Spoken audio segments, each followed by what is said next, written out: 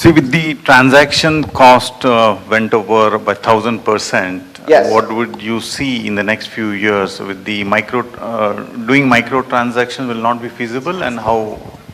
So the question was, the transaction costs have increased dramatically since the early days of Bitcoin.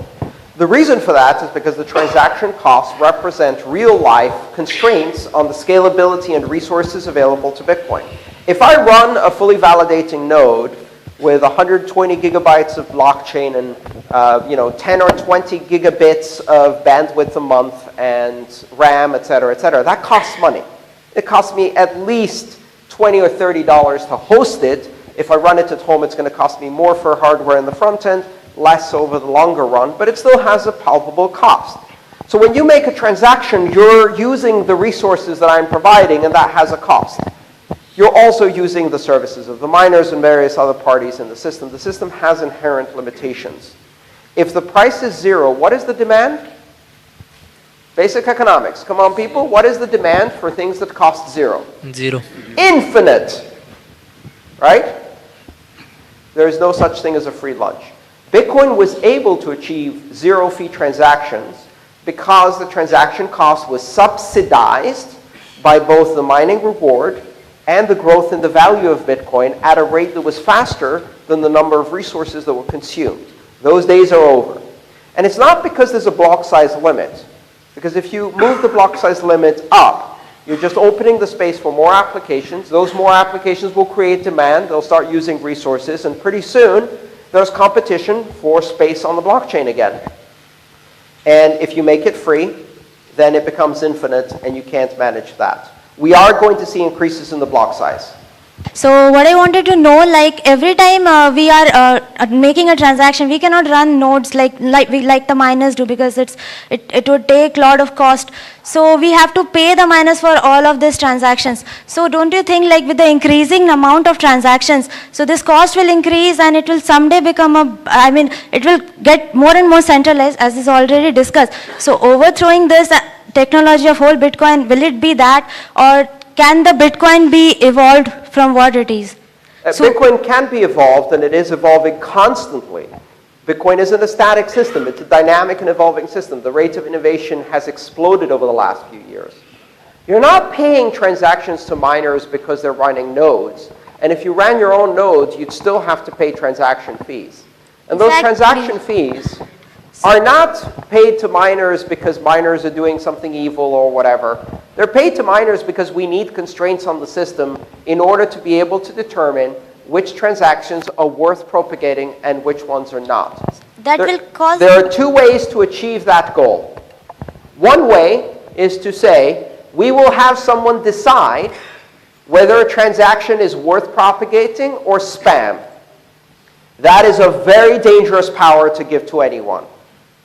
If I believe my transaction is worthwhile, and you think my transaction is spam, and we appoint a third party and say, you decide, the miners, the developers, the software rules, any party, that becomes a power of censorship that is extremely dangerous.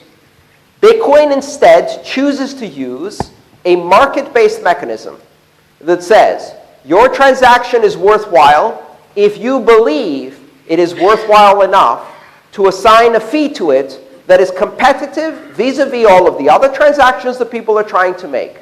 And if their transactions are not as worthwhile in their eyes as yours is, they won't pay sufficient fee. They will not get mined at this time. Maybe later when there's less capacity, there's less demand for the network.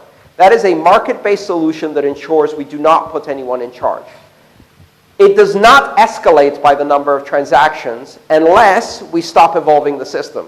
There is a technology right now that is ready to deploy that will double the capacity of the system to almost 2.1 megabytes per block that will allow us to fix some very important issues called transaction malleability and quadratic hashing, and that opens the door to second layer payment channels. That technology is called segregated witness. It has now been tested for more than a year and a half. It is the most mature, well-tested technology that exists in the space. It is the best scaling solution that exists. and we're waiting for it to be activated. There is some political pressure and some negotiation going on because not everybody sees it as the most advantageous and profitable choice for them. Specifically, for the miners, this represents a potential loss of profit unless they're willing to evolve their software and participate in things like payment channels.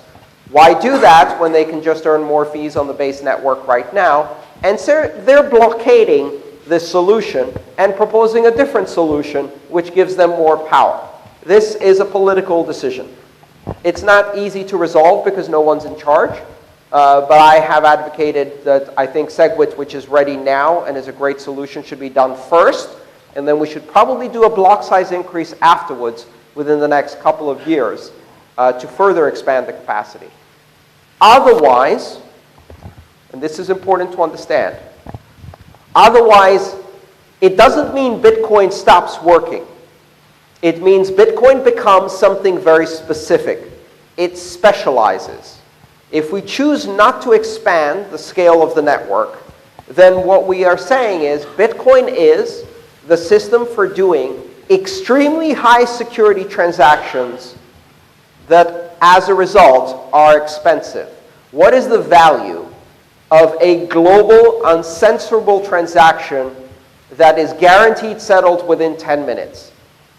It's probably a lot more than $1, which is what it's priced for today. Unless we open capacity to do things like micropayments, Bitcoin will become a network that can only do that, but can do it very, very well. That's okay too. Maybe that's what the market wants. Nobody gets to decide what Bitcoin is. You put out ideas, the market takes those ideas and decides, yeah, no, I want to use it for something else. And if the economic system allows it, that's what it's going to become. We don't know what Bitcoin will become. The good news is that the recipe has been replicated in more than 1,000 cryptocurrencies. And if Bitcoin isn't the right thing for you, maybe something else fulfills your needs better. And that's how a market should work. That allows the full forces of evolution and specialization to operate within market dynamics. Thank you for the last question.